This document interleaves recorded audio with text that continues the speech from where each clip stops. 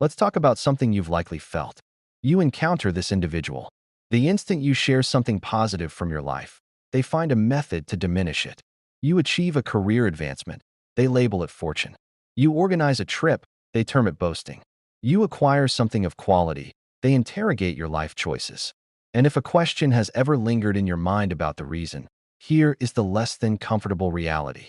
Individuals who perpetually diminish those around them are not disclosing details about your character. They are disclosing the totality of their own. Because concealed behind each sardonic observation, each disregarding comment, each instance of, "I'm merely stating facts," lies a human being who perceives a threat from something as fundamental as your forward movement. Your self-assurance lays bare their self-doubt. Your happiness underscores their inner void. Your advancement activates the dread that they are being left stagnant. The majority believe critique is concerned with precision. Yet perpetual critique, that is concerned with safeguarding, they're safeguarding. A barrier they erect each time your accomplishment reminds them of the aspects within their own psyche they have not confronted. Before we move forward, if you find value in unraveling these human dynamics, make sure to join our community. Hit that subscribe button and click the bell so you don't miss our deep dives. Now let's pull back that curtain completely. We will examine the psychological underpinnings of why certain individuals cannot partake in the joy of others, why your accomplishments feel hazardous to them, and why belittling you is the singular strategy they have learned to experience a sense of stature. And believe this, it is entirely unrelated to you. We're starting now.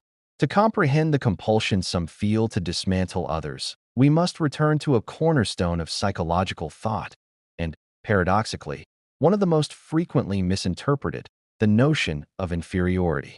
Alfred Adler, a pioneer in modern psychology, proposed that every person begins existence with a sensation of insignificance.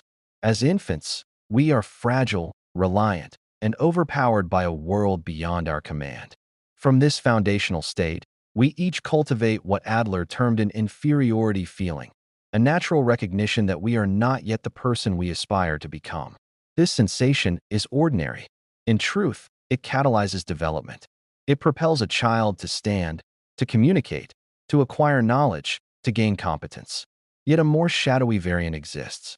When a person matures within an atmosphere saturated with constant comparison, censure, or emotional absence, when they never obtain validation, or when missteps are penalized rather than navigated, that wholesome inferiority feeling transforms into a different entity entirely, an inferiority complex.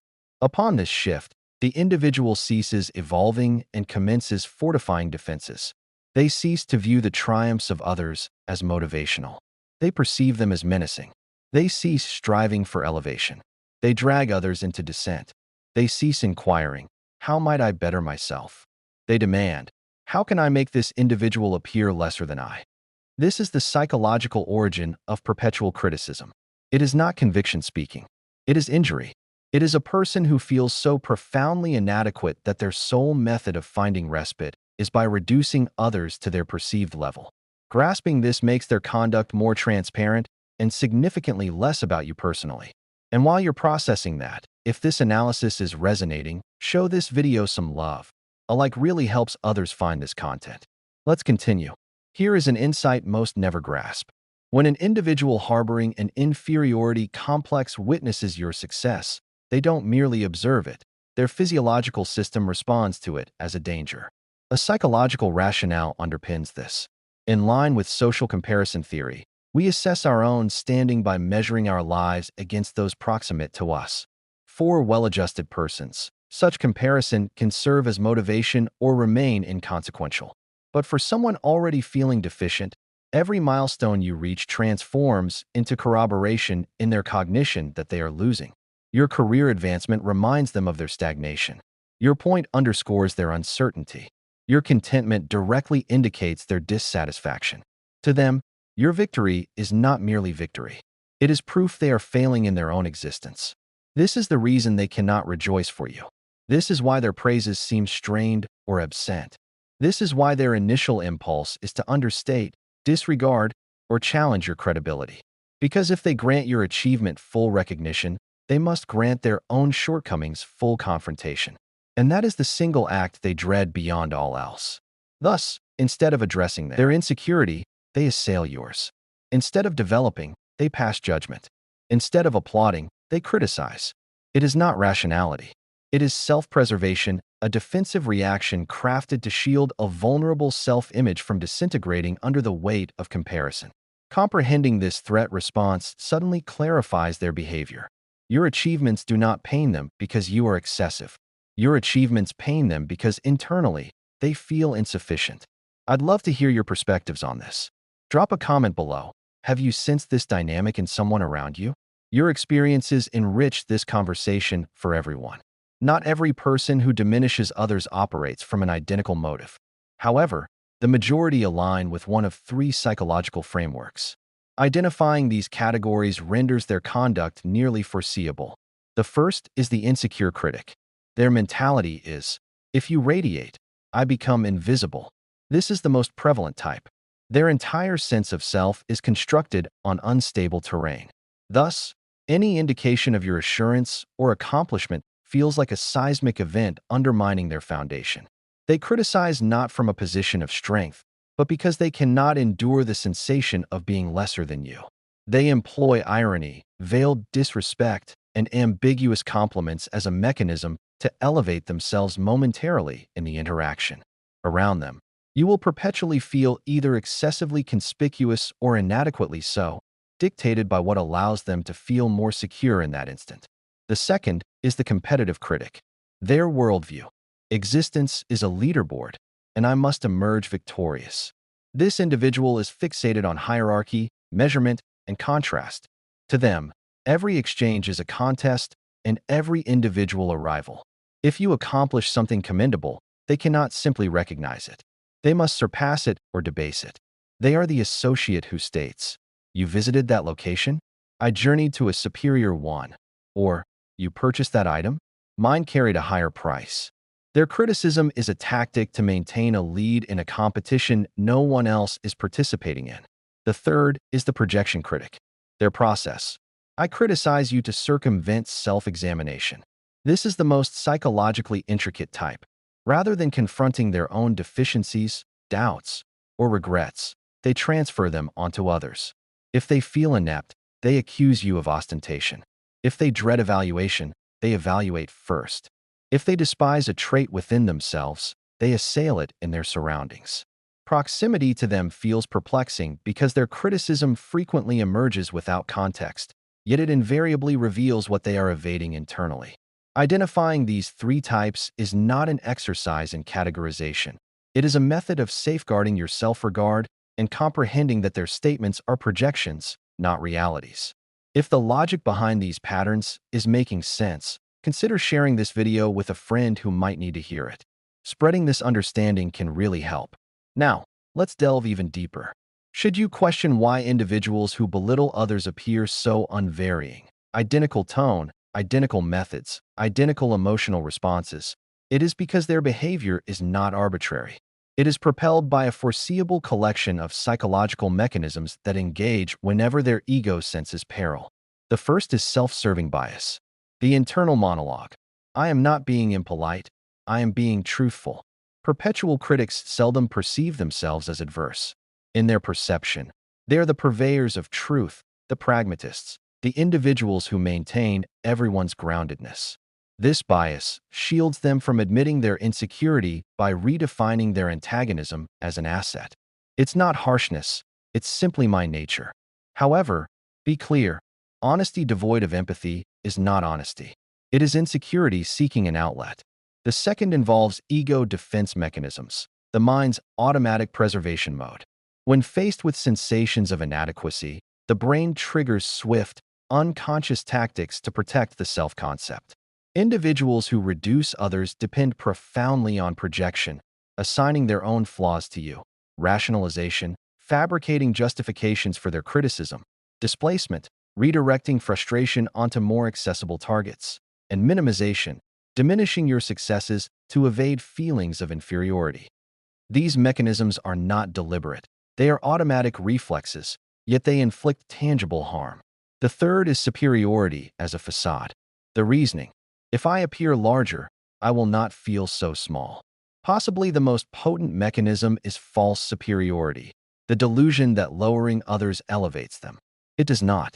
It merely conceals the insecurity briefly, akin to standing on toes to seem taller while nothing internal has altered. This is why chronic critics replicate the behavior. It is ineffective, yet it is the sole instrument they recognize. Understanding these psychological engines renders their conduct considerably less enigmatic and considerably less personal. People who diminish others rarely enter your life declaring their aims. They do not state, "Greetings, I am insecure and present to make you feel diminished." Instead, their conduct manifests in subtle, recurrent motifs, the variety you only detect after they have already eroded your confidence incrementally. Here are the concealed indicators to observe. First, they never extend sincere commendation. If they offer praise, it is enveloped in a slight, pleasant attire for a change. Congratulations. The standards must have been lower this cycle. Their compliments are architected to land gently and wound deeply. Second, they utilize sarcasm as a delivery mechanism for hostility. They jest, they tease, they didn't intend it. Yet upon scrutiny, their humor consistently strikes downward, toward you. Third, your positive developments induce discomfort in them, visible in their eyes. A fleeting flash of irritation preceding a compelled smile. They divert the topic, understate your victory, or instantly redirect conversation to themselves. Joy does not circulate through them. It becomes obstructed. Fourth, they incessantly compare you to others, not to encourage or inspire you, but to remind you of where they believe you belong. Fifth, you persistently feel reduced in their presence. This is the most crucial sign. Your nervous system invariably communicates truth. If you depart from interactions feeling depleted, hesitant, or lessened, that is not chance. It is a design. Detecting these indicators early is not about judging individuals. It is about protecting your self-value before it is gradually worn away. Don't forget to secure your spot for more content like this. Subscribe and hit that like button right now. It genuinely supports this channel's mission. Persistent censure does more than cause momentary pain. It reshapes your identity. Gradually, remark by remark, it rewires your self-perception. Frequently, you do not perceive the impairment until you are already bearing its weight. One of the most profoundly affected domains is your self-concept, the internal narrative you maintain regarding your identity. When someone repeatedly belittles you, particularly someone close, your mind starts to internalize their words as potential truths. You begin to question accomplishments that once felt certain. You hesitate over decisions previously made with assurance. You contract your aspirations so they present no target for assault. Over duration, a more profound shift occurs. Their voice merges with your own internal dialogue. This is the genesis of the inner critic, that subdued, persistent murmur informing you of your inadequacy, lack of intelligence, lack of capability. A voice not born within you, yet now resides there, unchallenged. Chronic criticism can also generate emotional repercussions, intensified self-doubt, social apprehension, dread of judgment, perfectionistic tendencies, and difficulty honoring your own successes. Because when someone conditions you to link visibility with attack, you initiate concealment, even from yourself. But here is the reality. You were not born questioning your worth. You learned it from individuals who could not perceive their own. Comprehending this impact is the inaugural stride toward reclaiming your confidence and removing the voices that never warranted residence in your mind. People who constantly diminish others were not innate to this behavior. Their conduct typically originates in childhood, long before they possess the vocabulary to articulate their feelings or the mechanisms to manage them. Many matured in households where affection was conditional, where approval was limited, and where their value hinged on performance. Some were reared by caregivers who contrasted them with siblings, peers, or acquaintances. Why can't you emulate them? Others encountered severe criticism in place of guidance, where errors were not lessons but evidence of failure. In such environments, a child internalizes a distressing rule. If I cannot achieve sufficient worth, I can at least render others seemingly less worthy. Wholesome confidence necessitates two elements: being seen and being supported. Yet children who develop without these experiences never internalize a stable sense of value. Instead, they construct a fragile identity, one reliant on maintaining others beneath them to feel afloat. Some learned that vulnerability was perilous, thus they concealed behind sarcasm. Some learned that affection was scarce, thus they pursued superiority as a substitute. Some learned that the sole method to avoid judgment was to judge preemptively. This does not justify their behavior, but it elucidates its genesis. Individuals who reduce others are not operating from power, but from scripts, authored in childhood that they never revised. Understanding the origin of their patterns assists you in perceiving the truth. Their insecurities were planted early, and their criticism of you is merely a shadow of wounds they never reconciled. When someone belittles you, your initial instinct may be to defend, retaliate, or disprove them. Yet here is the truth. That is precisely the reaction they seek. Your emotional reply validates their influence. Your irritation confirms their impact, and abruptly you are participating in a game they architected to win. Therefore, instead of reacting, you respond with intention. First, refuse the provocation. A critic's energy subsists on your reaction. If you remain composed, neutral, and unperturbed, the dynamic transforms instantly. Silence, or a simple, "all right," can possess greater power than a full rebuttal. Second, employ the gray rock technique. Provide minimal emotion, minimal engagement, minimal validation. This is not about being cold. It is about declining to offer their insecurity a landing place. Third, establish boundaries clearly and without apology. A straightforward, "I don't receive comments presented in that manner," or "that isn't helpful feedback," delineates a line they cannot feign ignorance of. You are not required to rationalize, explicate, or negotiate your worth. Fourth, reframe internally.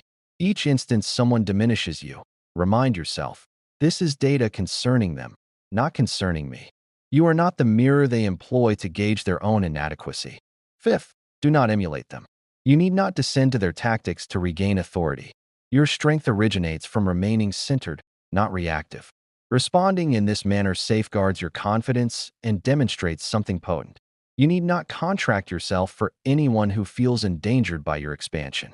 I want to pause and ask you directly. If these strategies resonate, let me know in the comments. Have you tried any of these methods?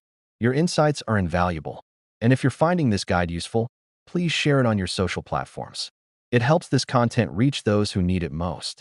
If a singular takeaway emerges from this comprehensive exploration, it is this: individuals who diminish others are not articulating from a place of strength. They are articulating from a place of injury. Their criticism is not a mirror of your value, your aptitude, or your potential. It is a mirror of conflicts they have not faced, insecurities they have not reconciled, and fears they lack the vocabulary to identify. You can comprehend their psychology without internalizing their projections. You can exercise compassion without becoming their objective. You can recognize their patterns without permitting those patterns to mold your self-worth. Your growth does not injure anyone. Your confidence does not reduce anyone. And your success is not an entity you ever need to apologize for. Therefore, the next occasion someone attempts to make you small, remember, you are not accountable for shielding their insecurity. You are accountable for shielding your light. This is merely the commencement. We have traversed the psychological roots, the defensive mechanisms, the historical origins, and the responsive strategies. But true integration requires reflection and application. Consider your own history. Have there been moments you absorbed criticism as truth? How did it shape your choices, your voice, your ambitions? Recognizing this is the first step toward rewriting that internal narrative. Furthermore, observe the broader culture. Our digital environments often reward competitive criticism and projection. Seeing these patterns at a systemic level helps you navigate them with greater wisdom, online and offline. The goal is not to become cynical, but to become discerning, to develop an internal compass so calibrated that external static cannot distort its reading of your true north. Your journey is unique, and comparing your path to anyone else's is not only futile, but a disservice to the singular contribution that is your life. The most profound rebellion against a culture of diminishment is to grow, unapologetically and continuously, not to prove others wrong, but to honor what is right within you. If this exploration has assisted you in perceiving yourself or others with greater clarity, I am profoundly grateful. Your engagement is what fuels this work.